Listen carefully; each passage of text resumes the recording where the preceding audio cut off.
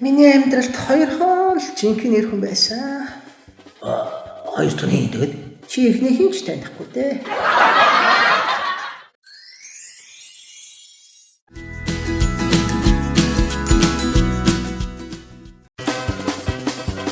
Өгшөө, мань чи хакер.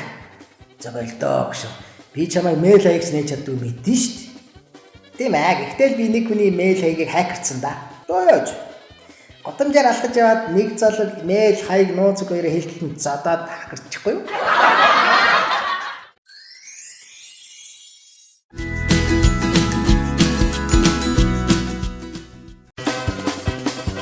Нэгэн компани захирал ажилтнаа уурлаж чи тэнгүй.